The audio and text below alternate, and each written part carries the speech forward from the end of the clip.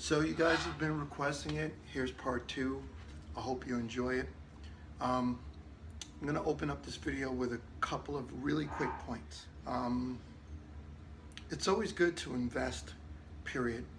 Whether you make a lot of money or you don't, especially if you make a lot of money. But let's talk about who this video is for.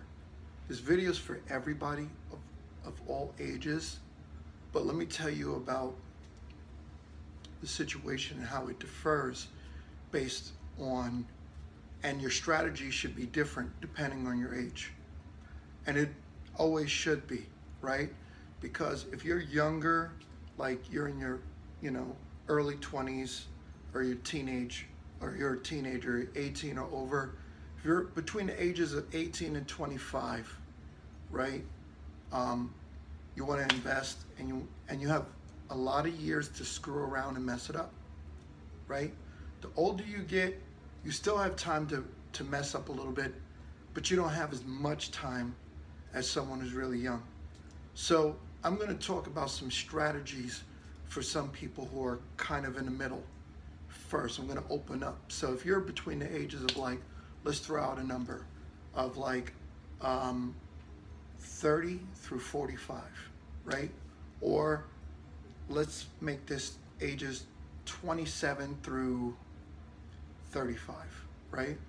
And also 30 through 48.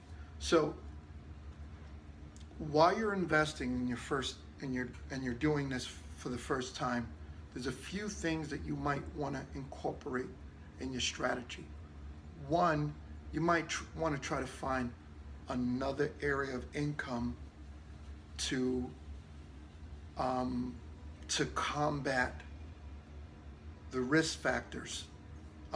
Because, for example, whereas if you would have started investing when you were younger, at this point, you probably would have had a really good portfolio of about 25,000 or more or something, and like 10,000 or above.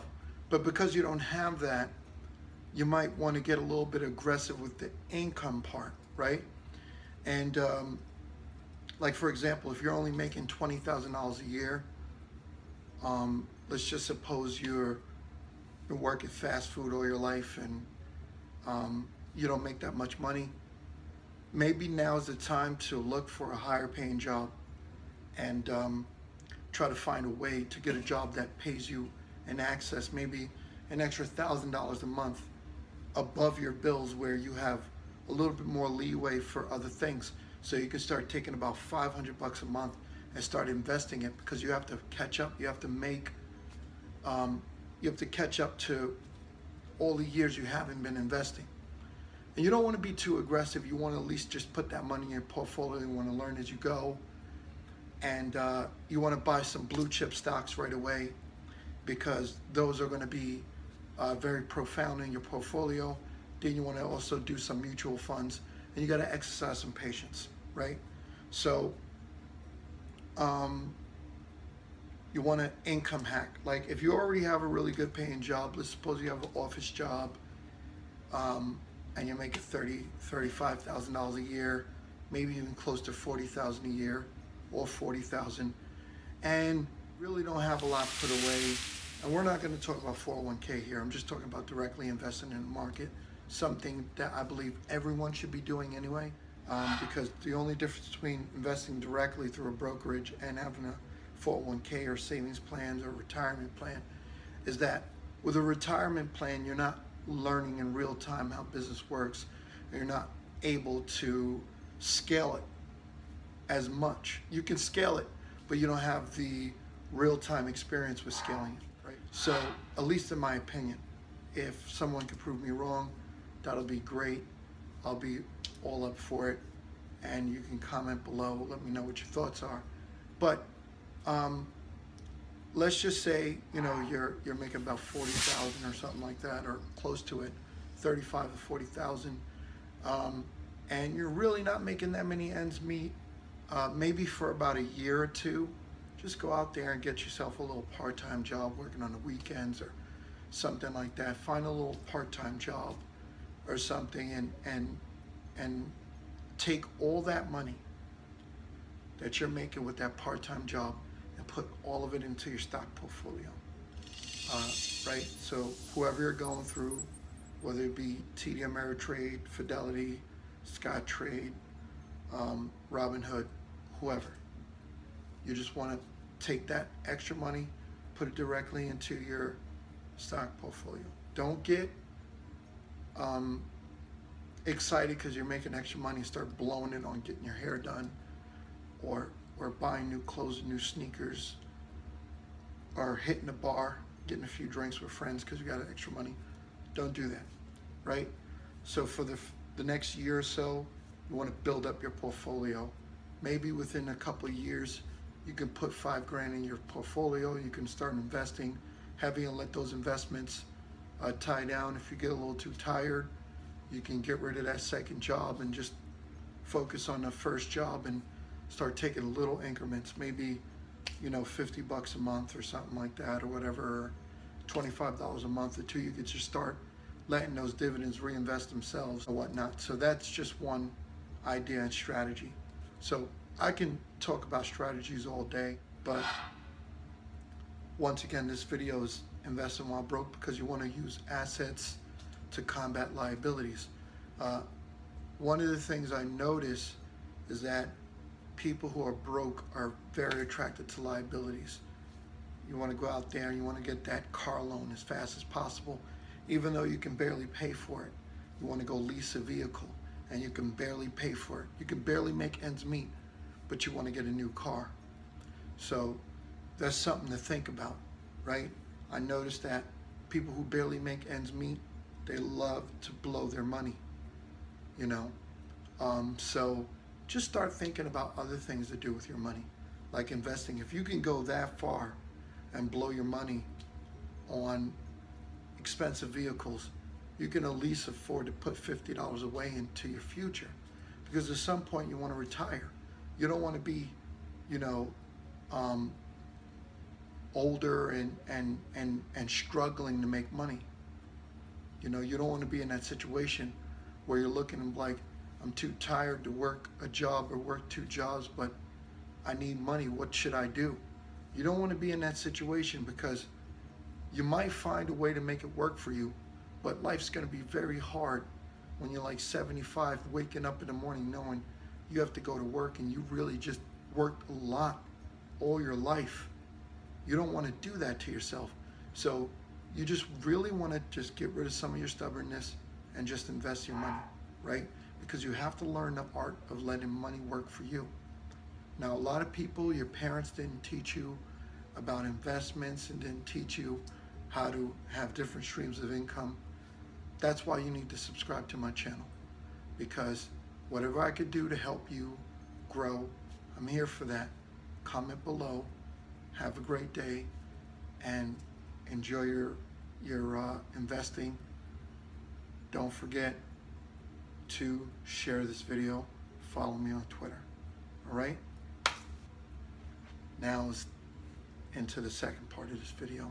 Enjoy. Hopefully you guys like the artwork. Now let's talk about investing while you're broke. This is part 2. So anyway, let's talk about some of the benefits of investing while you have very little financial literacy, or you're broke and you're having a hard time making ends meet or paying off bills. Let's talk about what investing does at this stage, like just being able to do a little bit of it, right? So let's talk about the benefits, right? So I have a few things I wrote here that will kind of help you understand what some of the benefits are. One of the benefits is that it creates balance, right? Because first of all, before investing, the fact that you are broke, you're kind of financially imbalanced, right? So, which is going to take you off balance in other areas of life too, but we can get into that in another video, because maybe I'll make a part 3 or part 4, maybe I'll make more parts, right? So helps to improve financial literacy, right? So you are what you practice. So the more you practice doing something, you get a better understanding of it. It's just like starting a new job and learning what you got to do. You get better after time goes by, right? So it's the best tool for business education, investing, right? So if you ever thought, and a lot of people talk about this sometimes, you know, less than 90% of, well, only less than 10% of the people, right? So only every 10 out of 100 people who think about starting or doing a business or creating a business actually execute it. And only about 5% of them are successful, or maybe 3% out of 100 are successful, right? Within the first 5 years, and then in the first 3 years, even lower. So it also helps to create better financial habits. So if you're messing around with your money and you're doing the wrong things, and no one can tell you, because you can't take advice from people because you're a little hard-headed. Because I'm pretty sure if somebody's careless with money, there's someone in your family, a loved one, who's probably telling you, hey, stop blowing all your money very fast. But if you need to learn on your own what you're doing wrong, investing can probably tell you, because you'll start getting some insight on what's going on. And the best tool for learning is usually experience, right? But you don't want to experience too much because, by the way, you're broke. So here's a couple of really cool blue chip investments that you want to graduate to, you know, at some point. I just threw a couple of companies there. IBM, that's how much it costs per share. That's how much they pay you per year, annually. AT&T, annually. Now here's the fun part, right? If you divide this into this and you get the shares, this will actually pay you more than that. But the question is, between these companies, the volatility of the company, right? Which one is more volatile? Which one has a higher payout ratio? Which one has better dividend growth? So that's what you want to really look at. But we're not going to get into that too much, because like I said, for someone investing while broke, depending on your level of income or what you're doing, you might want to start looking for stocks that are about, you know, $10 a share. You know, you don't want to go for stocks that are too high. You want to go for the ones that are a little lower, you know, 10 bucks a share, something like that.